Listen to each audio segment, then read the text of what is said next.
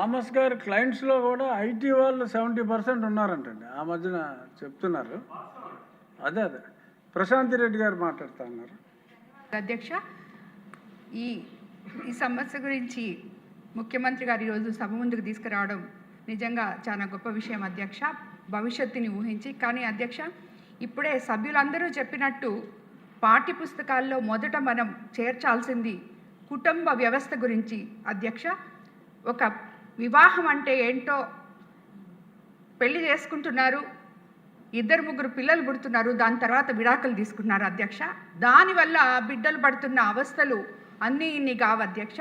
కాబట్టి ముందు నుంచే మనం పాఠ్య పుస్తకాల్లో ఇంటర్మీడియట్ నుంచి పిల్లలకి మన సాంప్రదాయాల గురించి, వివాహం గురించి, వాళ్ళకి ఒక దాని గురించి ఉన్న నమ్మకం, కుటుంబ వ్యవస్థ గురించి ముందుగా వాళ్ళకి నేర్పించాలి. దాని తర్వాత ఇది కూడా అప్పుడు పిల్లలు ఎంతమంది అయినా తల్లిదండ్రుల మధ్యలో వాళ్ళ నీడలో పెరగగలరు అధ్యక్ష.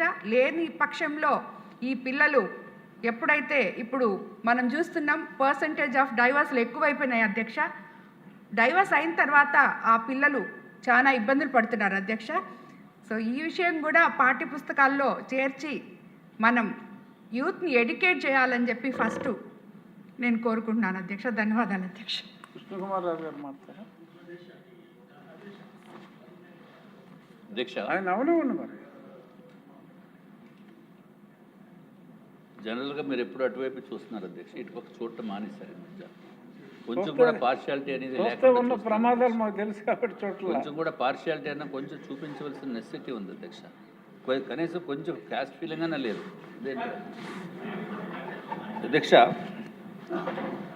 ఏదైనా గౌరవ ముఖ్యమంత్రి గారు సైలెన్స్ని బ్రేక్ చేసిన వ్యక్తిగా మనము భావించవలసిన అవసరం ఉంది అధ్యక్ష. ఇదేదో వ్యక్తిగతమైన విషయం గురించో లేకపోతే వేరే రాజకీయ కారణాలు కాదు. మన దేశ భవిష్యత్తు గురించి, మన ఆంధ్ర రాష్ట్రం భవిష్యత్తు గురించి ఈరోజు వారు ప్రతిపాదించిన విషయాల్ని పూర్తిగా సమర్థిస్తున్నాం అధ్యక్ష. ఎందుకంటే ఒక విజన్